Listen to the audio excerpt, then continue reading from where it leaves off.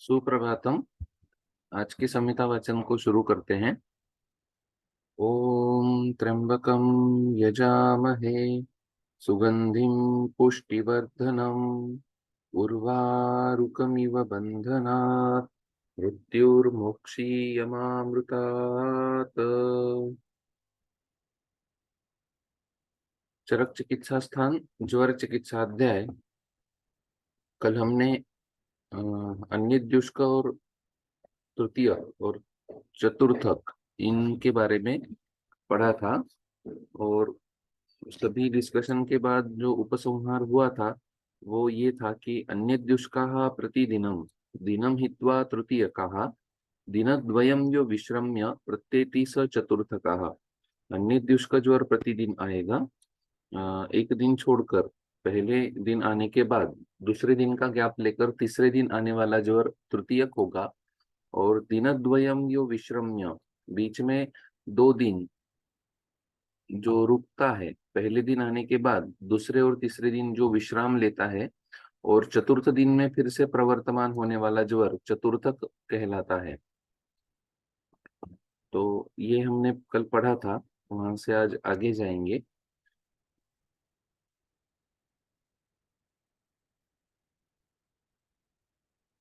अधिशेते यथा भूमिम बीजम काले च रोहति अधिशेते तथा धातुम दोषाः काले च कुप्यति सवृद्धिम बल कालम च प्राप्य दोषाः तृतीयकम चतुर्थकम च कुरुते प्रत्यनीक बलक्षयात्।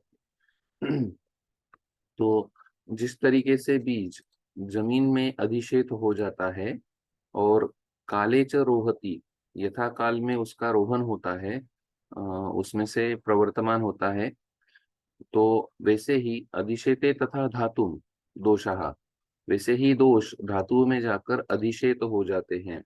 और काले च कुप्यति, काल को प्राप्त होने के बाद ही उनका कोप होता है, यथावकाश योग्य और उनको अनुकूल काल होता है वो टाइम। और वो कब कैसे होता है, सवृद्धिम बल कालम च प्राप्य, और ये दोष वृद्धि को प्राप्य होते हैं कब, बल काल के कारण। तो प्राप्य दोषाः तृतीयकम चतुर्थकम च कुरुते प्रत्यनीक बलक्षयात, और तृतीयक या चतुर्थक ज्वर को उत्पन्न करेंगे प्रत्यनीक बलक्षयात, उनके प्रत्यनीक जो धातु थे उनके बलक्षय होने के बाद, धातु बल कम होने के बाद। तो ज्वरानाम विच्छेदात अभ्यागमे दृष्टान्तमाह। तो ज्वर के विच्छेद में स्पष्ट करने के लिए दृष्टांत दिया कि अधिशेते इति अधिष्ठाय तिष्ठति, जैसे बीज जमीन में पड़ा रहता है और काल प्राप्त होने के बाद उसमें से रोहन होता है, वो तरीके से धातुम इति सततकादि दुष्यत्वेन पठितम रक्तादि धातुम, सततक से हमने जो रक्तादि धातुओं को समझा है वही काले इति स्वकाले। तो ये काल कौन सा होगा, उस दोष का काल होगा वात पित्त कफ के एंगल से। यदि स्वकाले ज्वरम करोति दोषाः, अगर स्वकाल में दोष ज्वर करते हैं, तदा तृतीयक चतुर्थयोः किम विश्राम दिने अपि दोषानुगुणे पूर्वान्नादि काले न करोति इति यह सवृद्धिम च इत्यादि। तो तृतीयक चतुर्थक विश्राम दिन के दिन दोषानुगुण पूर्वान्नादि काल या काल उनका होने के बाद भी पूर्वान्नादि काले न करोति, क्यों नहीं करते हैं, विश्राम क्यों लेते हैं बीच में। फिर तृतीयक और चतुर्थक के बारे में हमने देखा कि दूसरे तृतीयक के बारे में द्वितीय दिन का विश्राम है, और चतुर्थक के बारे में द्वितीय और तृतीय दिन का विश्राम है। तो तब ज्वर क्यों नहीं करते हैं, तो उसका एक्सप्लेनेशन है सवृद्धिम च इत्यादि। वो वृद्धि को प्राप्त होने चाहिए, न केवलम काल मात्रम अपेक्षते, सिर्फ काल मात्रा की अपेक्षा नहीं है, किंतु वृद्धि वृद्धिम अपि अपेक्षते। तो काल में उनका अनुकूल काल आना ही अपेक्षित नहीं है, क्योंकि ये प्रमाणतः कम दोष होंगे जो अधिशेष होकर बहुत दिनों से वहां पड़े हैं। इसलिए उन दोषों में वृद्धि भी होनी चाहिए कारणतया, या फिर क्वांटिटी वाइज या क्वालिटी वाइज। जब वो वृद्धि होगी तब, किंतु वृद्धिम अपि अपेक्षते तृतीय तृतीयकादि करणे दोषाः, तो तृतीय आदि अगर उनको उत्पन्न करने हैं तो वो वृद्धि की अपेक्षा रखते हैं। साच वृद्धि तृतीय के त्रहे न, और ये वृद्धि जो होती है तृतीय में तीसरे दिन, चतुर्थक में चतु अहने एव अहयनैव भवति इति भावः। प्रत्यनिकस्य कालप्रकृत्यादेः दोषविरुद्धस्य बलक्षयः, तेन दोषवृद्ध्या यदा प्रत्यनिकस्य क्षयो भवति तदा ज्वरयति इति अर्थः। तो काल प्रकृत्यादि जो दोष है वो विरुद्ध से बलक्षय हो जाने के बाद, वो दोषों के विरुद्ध थे इसलिए, तो उसी वजह से दोष वृद्धि हो जाएगी और प्रत्यनिक भाव का क्षय हो जाएगा, ये यहाँ पर बताते हैं।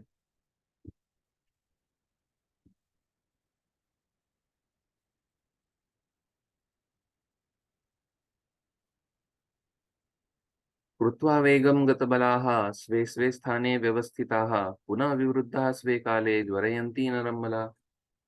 वेग करने के बाद बल कम हो जाता है दोषों का, तो फिर कृत्वा वेगम, वेग करा के कहाँ चले जाएंगे, स्वे स्वे स्थाने व्यवस्थिताः, खुद की जगह पे चले जाएंगे।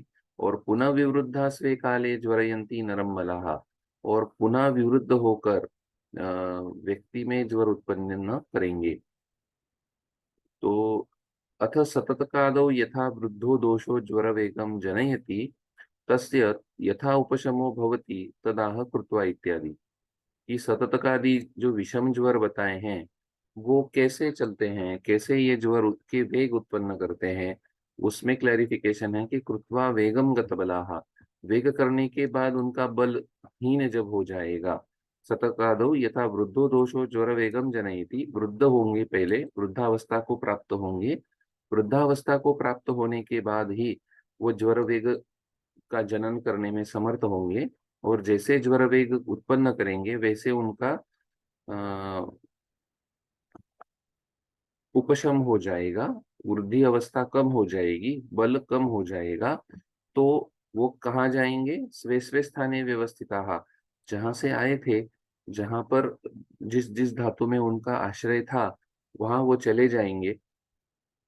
और फिर तस्य यथा उपशमो भवति, तो सततकादौ दोषा वेगम कृत्वा गतबला भवन्ति। सततकादि दोष वेग करने के बाद गतबल हो जाते हैं। गतबलाश्च पुनः स्वे स्वे रक्तादौ स्थाने स्थिता भवन्ति।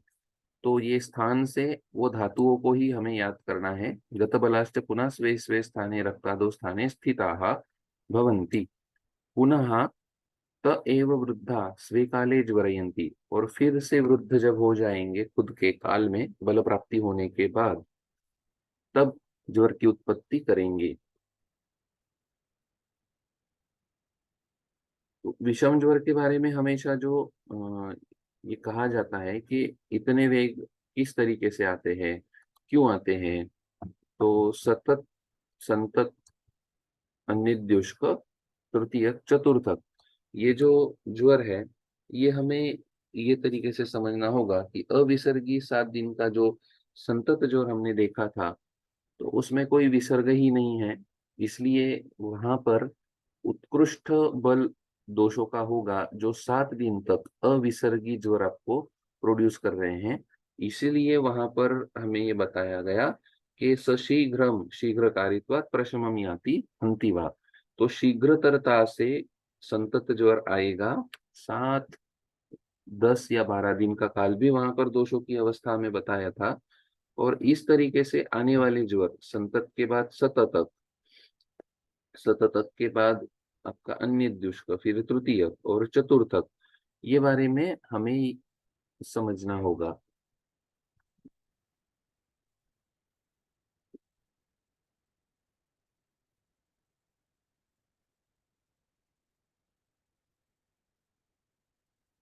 फिर से तृतीयक के त्रिविध टाइप्स बताते हैं। कफ पित्तात् त्रिकग्राही पृष्ठात् वात कफात्मकाः, वात पित्तात् शिरोग्राही त्रिविधा स्यात् तृतीयका। और वैसे ही चतुर्थक के 2 प्रभाव दिखते हैं। चतुर्थको दर्शयति प्रभावम विविधम ज्वरः, जंघाभ्याम श्लेष्मिका पूर्वा शिरस्तो अनिल संभवाः। तो कफ पित्त दोष प्राधान्य होगा तो त्रिक में जाएगा, जो वात का स्थान है वो उसका ग्रह उत्पन्न करेगा। पृष्ठ में वात और कफात्मक जाएंगे जो पित्त का स्थान है, और वात और पित्त मिल जाएंगे तो वो शिरो प्रदेश में जाएंगे जो सामान्यतः कफ का स्थान है। इस तरीके से तृतीय के त्रिविध टाइप्स आपको बताए।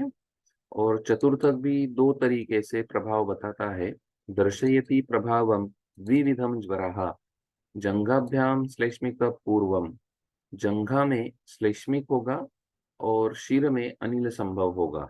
मतलब एक तरीके से विपरीत दिशा में दोषों का प्रभाव आपको देखने को मिलेगा। तो दोष उद्रेक विशेषेण तृतीय चतुर्थकयोः प्रभावमाह कफ पित्तादि इत्यादि। तो दोष का उद्रेक जिस विशेषता से होगा वैसे ही तृतीयक और चतुर्थक का प्रभाव बताया गया है। पृष्ठम अभि इति पृष्ठात्, पृष्ठम अभि इति पृष्ठात् पृष्ठग्राही इति अर्थः, वो पृष्ठग्राही कहा जाएगा पृष्ठात्। तो पृष्ठ को ध्यान में रखकर आप पृष्ठात् ऐसा कहा गया। किंवा पृष्ठादिति ल्यप लोपे पंचमी तेन पृष्ठम अधिष्ठाय इति अर्थः। तो पृष्ठ को ही अधिष्ठान करके पृष्ठात् ये वर्ड वहां पर इस्तेमाल किया गया। जंघाभ्याम पूर्वम इति जंघयोः प्रथमम पीड़ा करोति, जंघाभ्याम श्लेष्मिका पूर्वम शिरस्तो अनिल संभवाः। ओके, तो पूर्व जंघा में पीड़ा उत्पन्न करने वाला श्लेष्मिक चतुर्थक ज्वर होगा। अत्र च न स्वप्रधानः वैत्तिका चतुर्थकाः पित्तगृध्रसीवत् भवति इति एव अनभिधानात् इति मंतव्यम्।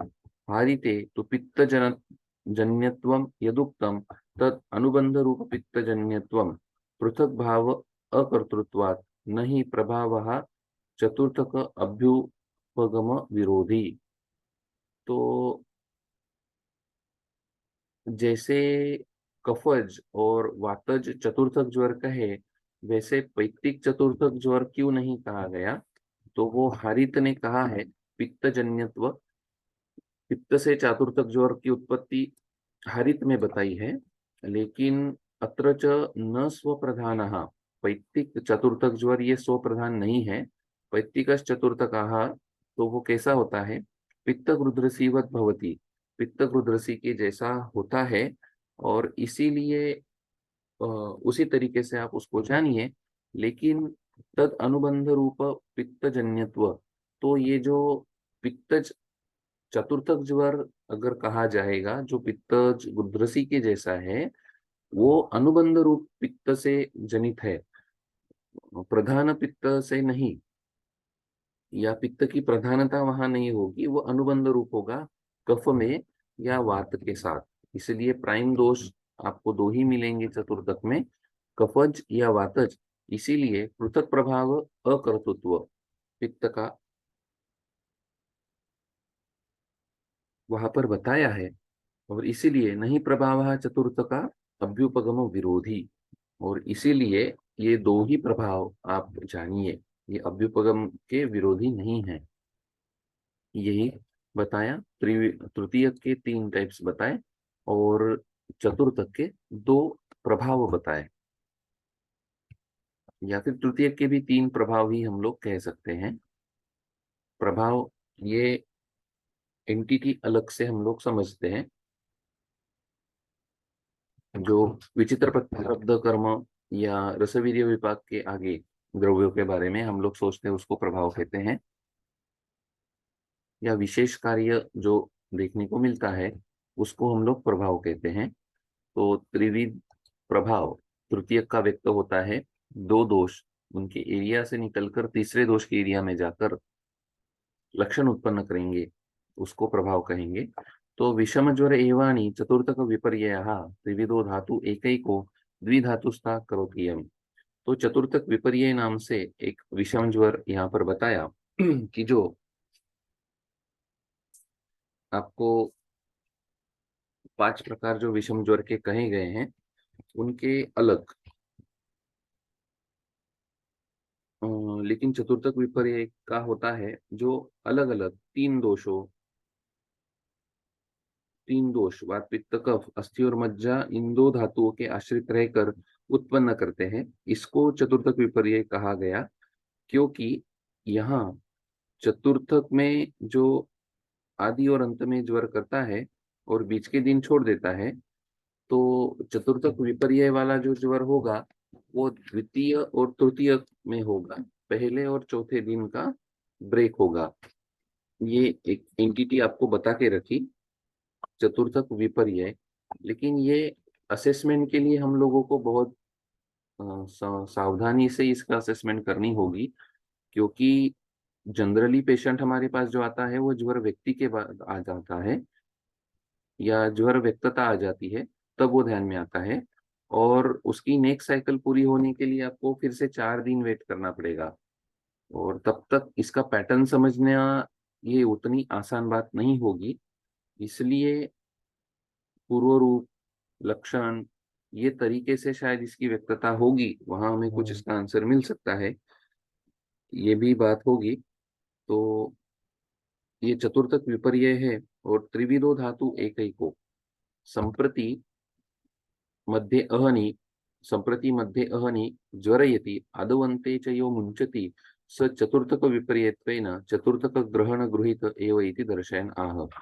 तो 4 दिनों की ही साइकिल वाला, लेकिन पहले और चौथे दिन आराम करने वाला, विसर्ग करने वाला, और दूसरे और तीसरे दिन, द्वितीय और तृतीय में ज्वर प्रवृत्ति करने वाला, 4 दिन की संप्राप्ति होने के कारण उसको चतुर्थक के अंदर ही समाविष्ट किया गया। और चतुर्थक के विपर्य गति वाला जो है, इसलिए उसको चतुर्थक विपर्य कहा गया। तो विषम इत्यादि त्रिविधो धातु इति वातादि, तो 3 ये कौन है, तो वातादि धातु एकैको द्विधातुस्तः इति अस्थिमज्जगतः, धातु एकैको द्विधातुस्तः करोति यम। तो जो चतुर्थक के लिए धातु है वो अस्थि और मज्जा है, वो ये हमें ध्यान में रखना है। अयम च विषमज्वर एव इति सामान्येन उक्तम तथापि चतुर्थकस्य प्रकार रूप विषमज्वर एव इति मंतव्यम। इसको विषम ज्वर ही कहा गया है, विषम ज्वर का ही एक टाइप कहा गया है। लेकिन जब शुरुआत में आपको पूरे भेद बताए, वहां चतुर्थक विपर्य नाम नहीं था, इसीलिए चतुर्थक विपर्य इसको आप चतुर्थक का ही एक प्रकार जानिए, उसको अलग से 6 विषम ज्वर नहीं कहना है। विषम ज्वर के टाइप्स 5 ही है, और ये 5वें चतुर्थक ज्वर का एक विपर्य है, ये ध्यान में रखना है। प्रकार रूप विषम ज्वर एव इति मंतव्यम तत्र तंत्रांतरम अस्थिमज्जो भयगते चतुर्थक विपर्ययः द्व्यहात् त्र्यहाद्व्यहं ज्वरयति हि आदौ अन्ते च मुञ्चति। त्र्यहाद्व्यहम 3 और दूसरे दिन ज्वर आता है, आदौ अन्ते च मुञ्चति, ये तरीके से चतुर्थक विपर्य को समझना है।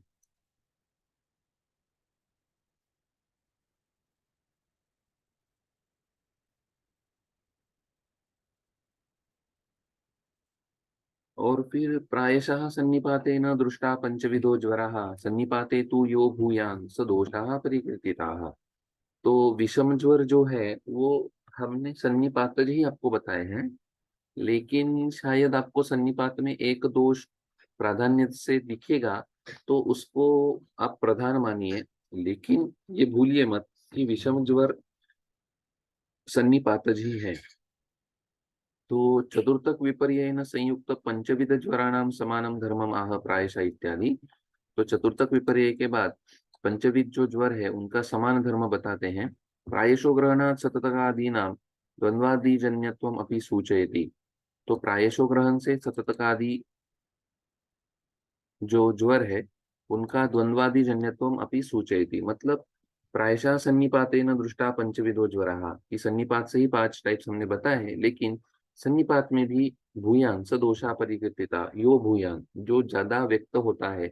इसलिए जैसे पहले दो दो ज्वर के 3 टाइप्स इसके बताए थे तृतीय के, उनको समझाते हैं, या वो भी क्लैरिफाई यहाँ से हो जाते हैं। ननु यदि सन्निपातारब्धत्वम येषाम तर्हि यदुच्यते चतुर्थके श्लेष्मिकत्वादि तत्कथम इत्याह। तो सन्निपात अगर ये 5 टाइप्स हैं, तो आपने त्रिविध टाइप्स तृतीय के या चतुर्थक के 2 टाइप्स कैसे बताए, तो कथम इत्यादि। सन्निपाते तु यो भूयान इत्यादि, सन्निपात में जो भूय होगा, वरिष्ठ होगा, ज्यादा व्यक्त होगा, यत आगंतु अनुबंधो ही प्रायशो विषम ज्वर। आगंतु और अनुबंधी ऐसे विषम ज्वर इति ग्रंथेन भूतानुबंधो वक्तव्यः। तो आगंतु और अनुबंधी ऐसा विषम ज्वर को इतरत्र कहा है। जतुकर्णे ने भी तृतीय चतुर्थक विपर्य उक्त अभिहितम। चतुर्थक तृतीयक और चतुर्थक विपर्य के बारे में क्या कहा कि विषम ज्वर त्रिदोषजत्वे अपि अधिक दोष लब्धाख्या। तो विषम ज्वर को आप त्रिदोषज होने के बावजूद भी अधिक दोष जो है, जो व्यक्त दोष है, उनका नाम दीजिए। एते पंचापि ज्वरः केषांचित् विषम ज्वरत्वेन सम्मताः। तो ये पांच जो ज्वर है केषांचित विषम ज्वरेन सम्मताः, कुछ लोगों ने विषम ज्वर से ही सम्मत किए हैं, या विषमत्वेन इति पाठः। तथा ही विषमत्वम विषम वेग कालत्वेन भवति। विषमत्व कैसे होता है? तो विषम काल से होता है।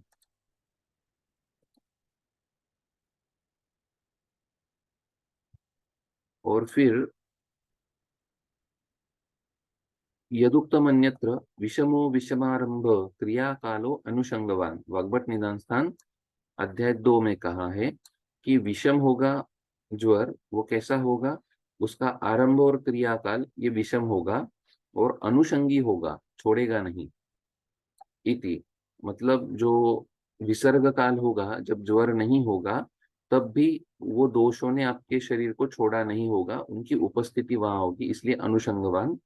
संतते तु द्वादश अविसर्गेन त्रयोदश त्रयोदशाहे पुनः अनुबंधनात् काले वैषम्यम अस्ति तेन सोऽपि विषम इति। तो संतत ज्वर में भी विसर्ग ये नहीं होता, तो उसको विषम ज्वर में क्यों कहा? तो 13वें दिन पुनः अनुबंधात, पुनः अनुबंधन के कारण काल वैषम्यम अस्ति, तो काल की विषमता होती है, इसीलिए उसको विषम ज्वर में समझिए। अन्य तो कुछ लोग इसलिए ऐसा कहते हैं कि संततम परित्यज्य, संतत को छोड़कर सततकादि चतुरो विषम ज्वरान इच्छन्ति। सततकादि चार ज्वरों को ही इसीलिए विषम ज्वर में समाविष्ट करते हैं, क्योंकि वहीं पर विषमता वेग की दिखती है। यथा संतते काल वैषम्यम तादृशम नास्ति, क्योंकि संतत ज्वर में उनके जैसा काल वैषम्य नहीं होता है।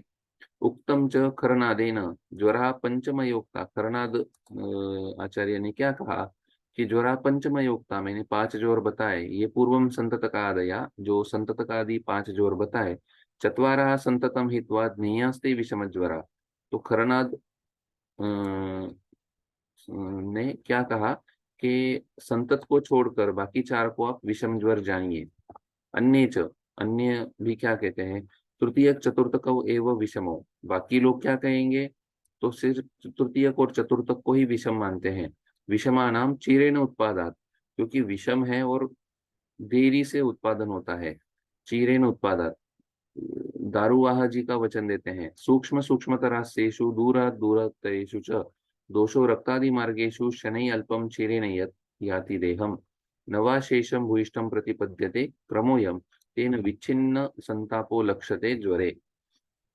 तो उसकी संप्राप्ति दारुवाह जी ने बताई है कि सूक्ष्म सूक्ष्मांतरासेषु दूर दूर तरेषु च, जो सूक्ष्म सूक्ष्म स्रोतस है और जो डिस्टेंस ऑर्गन्स है, धातुओं की जो दूरी है वो ज्यादा होती है, इसलिए रक्तादि मार्गेषु शनि अल्पम चिरेनयत। रक्तादि मार्ग में धीरे धीरे दोष आगे बढ़ते हैं और उनको देर लगती है, इसीलिए उनको देह में आने के लिए, व्यक्तता होने के लिए और उनकी उपशम होने के लिए दोनों में देर लगती है। एक मिनट। हाँ,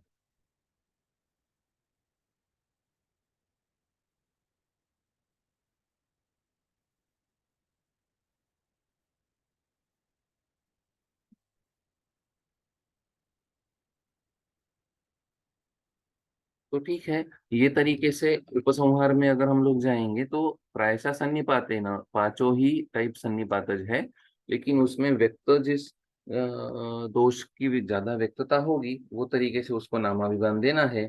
और ये विशेषता, ये बात तृतीय और चतुर्थक के बारे में ही कही गई, क्योंकि पहले को कोई ज्वर का, विषम ज्वर का आपको टाइप नहीं बताया गया, या वैसे कुछ अभी तक नहीं बताया है, इसलिए ये मीनिंग हम लोग ध्यान में रखेंगे और आगे चलेंगे।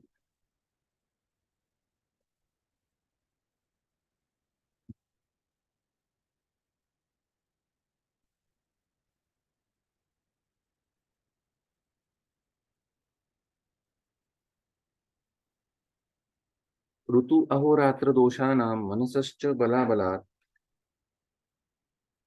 कालम अर्थवशाच्चैव ज्वरः तम तम प्रपद्यते। तो ऋतु अहोरात्रि के दोषों से और मन के बलत्व अबलत्व से, काल और अर्थ के वश में जाने के कारण ज्वरः तम तम प्रपद्यते, वैसा वैसा ज्वर प्रवर्तमान होगा।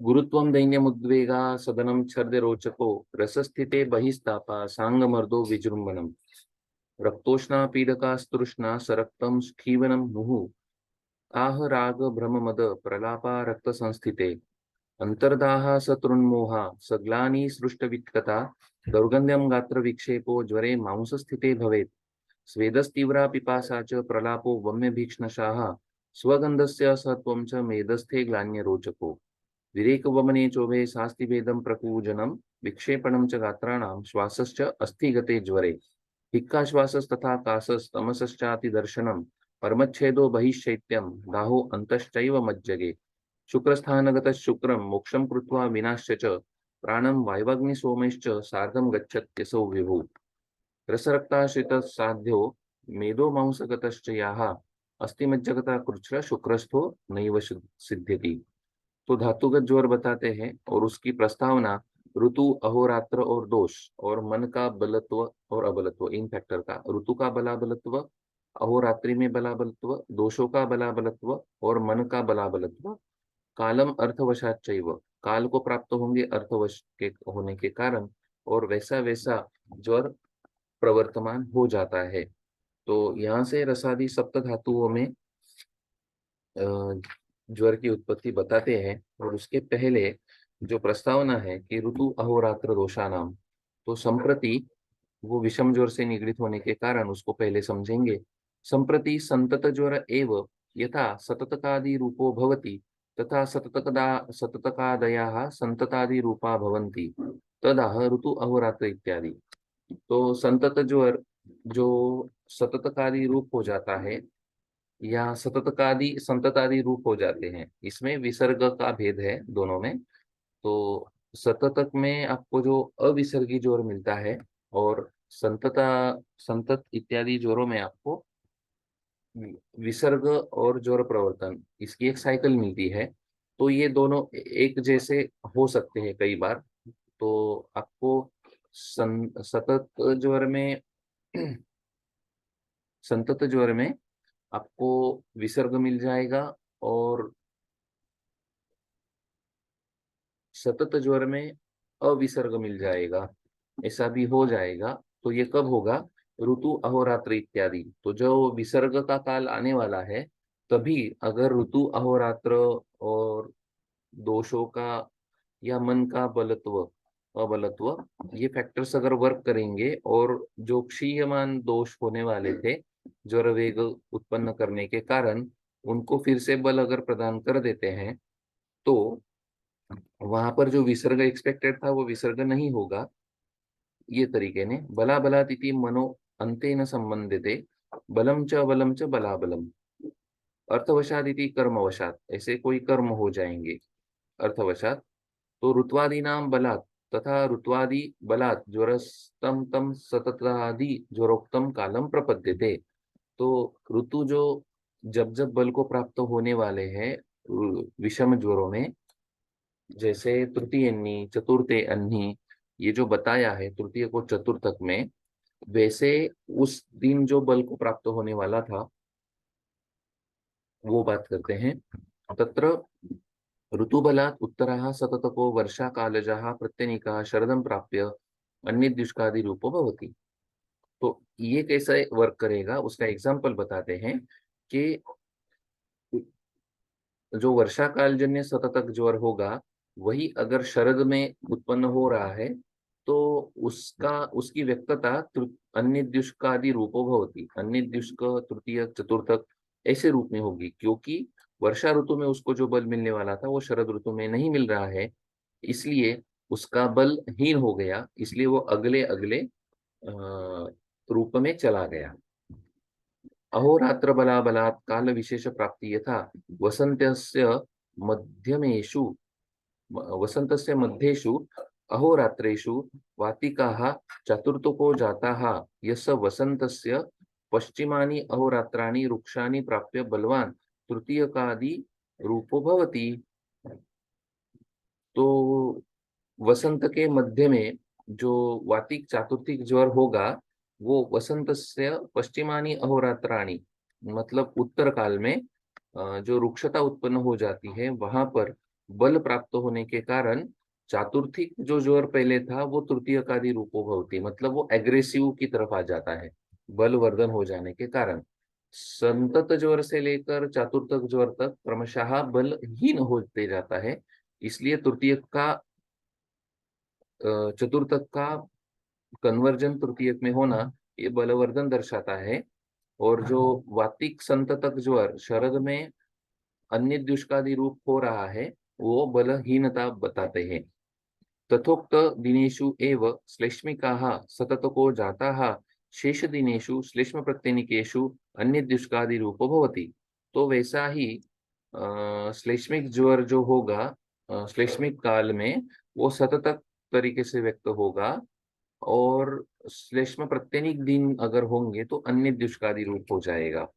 तो दोष बला बला दुष्ट हेतु सेवा भूत ज्वरा भूतात् ज्वरपरावृत्ति युक्तैव मनोबलात् सततज्वरी मनोनिवृत्त्यादिना अन्यद्युष्कादि ज्वरान् भवति, मनोदौर्बल्यात् भयादिना चतुर्थकादि ज्वरो तृतीयकादि ज्वरान् भवति। ये तरीके से तो मन का बल भी उसमें वर्क करेगा। तो मन का बल अगर अच्छा है तो सतत ज्वरी मनोनिवृत्त आदि के कारण उसका मन का बल अगर उत्तम है तो वो सतत ज्वर भी उसमें अन्यद्युष्क स्वरूप में व्यक्त होगा, और मन का दौर्बल्य है तो चतुर्थक आदि ज्वरी भी तृतीय आदि में व्यक्त होगा। तो मन के बल का सिग्निफिकेंस ज्वर वेग में बताया है। तो मन का बल अगर उत्तम है तो शायद ज्वर की व्यक्तता भी अल्प बल हो जाएगी। कर्मवशात् ज्वरा प्रवृत्तो शुभकर्मणा दुःख ज्वर परावृत्त्या यो यः सुख भवति पापकर्मणा तु दुःख ज्वरो भवति इति ज्ञेयम्। तो शुभ कर्म करने वाले में सुख होगा ज्वर, और पाप करने वालों में दुःख ज्वरो भवति। तो ये इम्पोर्टेंट है कि ऋतु अहोरात्र दोषाना मनसश्च बलाबलात् विषम ज्वर के 5 टाइप्स बताए, उनका विसर्ग बताया, ज्वर आरोहण बताया, जैसे धातुओं में अधिशेते दोष हो जाते हैं, जैसे बीजारोपण भूमि में होता है वैसे ही धातुओं में ये दोष पड़े रहते हैं और उनके काल में ये व्यक्त होते हैं। और ये व्यक्त होंगे तो किस तरीके से होंगे ये अभी क्लैरिफाई हो रहा है कि इनको सामने जिस तरीके से ऋतु अहोरात्र और दोषों का बलाबल तो मिलेगा, मन का बलाबल तो मिलेगा, वैसे वैसे ये ज्वर की उत्पत्ति करेंगे। तो सततक ज्वर संतत ज्वर उत्पन्न होना ये डिफिकल्ट पार्ट है लगभग, ऐसा बताते हैं एक तरीके से। तो संतत अविसर्गी ज्वर जो उत्पन्न होगा उसमें आपको ये सभी फैक्टर्स उतने स्ट्रांगली अगर व्यक्त होंगे तो ही वो व्यक्त होगा, अदरवाइज आपके सामने अन्य द्युष्क तृतीयक चतुर्थक सततक ये टाइप्स प्रेजेंट होंगे। और हमें ये समझने को मिल रहा है कि तृतीयक चतुर्थक के जैसे अगर व्यक्तता होती है तो उस व्यक्ति के बाकी के पॉइंट्स बलवान है, ये समझने को मिलता है। फिर रसस्थित ज्वर बताते हैं।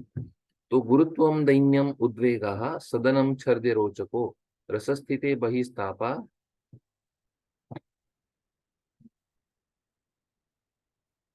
सांगमर्दो विजृंभणम। गुरुत्वा गुरु गुरुत्व उत्पन्न होगा, दैन्य होगा, उद्वेग उद्वेगाः छर्दी या फिर सर्दी बाद में बताई है इसलिए उद्वेग, ये अलग लक्षण। सदनम गात्राणाम, जड़ता उत्पन्न हो जाती है। सर्दी और अरोचक उत्पन्न होता है रसस्थित धातुओं में या रसस्थित ज्वर के बारे में। और बहिस्तापा, पेरी फेरी में ताप फील होता है, अंदर अंतर अंतर ज्वर नहीं फील होता, अंतरदाह फील नहीं होता, लेकिन पेरिफेरल स्किन के साइड में ही, बाह्य प्रदेश में ही ताप फील होता है। सांगमर्दो, ऊपर सदनम बताने के बाद फिर से सांगमर्दो बताया, अंगमर्द, तो ये अलग लक्षण है। और विजृंभणम, बार बार जमाई आती है। गुरुत्वा, गुरुता, ये सभी रसस्थ ज्वर के लक्षण है, रस ज्वर के लक्षण, रसस्थित ज्वर के लक्षण है।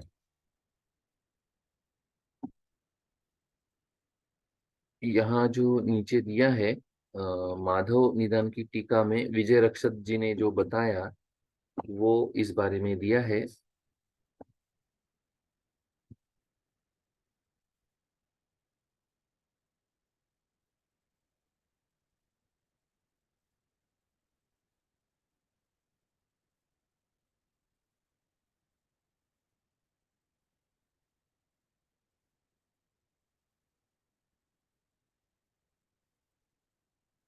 वही एग्जाम्पल्स जो चरक में दिए हैं, जैसे संत तो वातारब्ध होगा प्रावृट ऋतु में, वही पित्तारब्ध शरद में वसंत से श्लेष्मारब्धा, ये तरीके से दोषकाल बलाबलत्व ये बताया।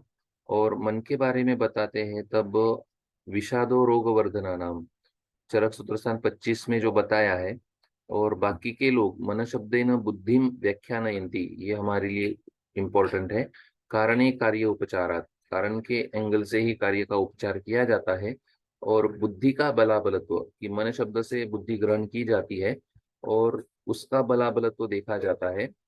यदा चतुर्थ का ज्वरी प्रज्ञापराधात देवादि भूतानि अहितानि आचरंती, तथा वो तृतीयक में आ जाएगा। और तृतीयक वाला अहिताचरण करेगा, बुद्धि के प्रज्ञापराध करेगा, तो और ये हो जाएगा। या फिर अगर वो शुद्ध सत्वोद्रिक्त कुछ क्रिया करता है, सत्वों को अच्छे से मेंटेन रखता है, तो ज्वर का बल कम होते जाएगा, ये भी बताया है।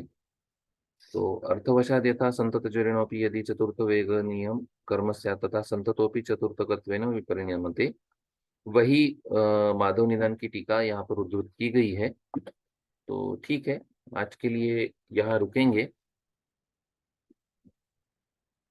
गुरुर्ब्रह्मा गुरुर्विष्णु गुरुर्देवो महेश्वरः, गुरुः साक्षात् परब्रह्म, तस्मै श्री गुरवे नमः।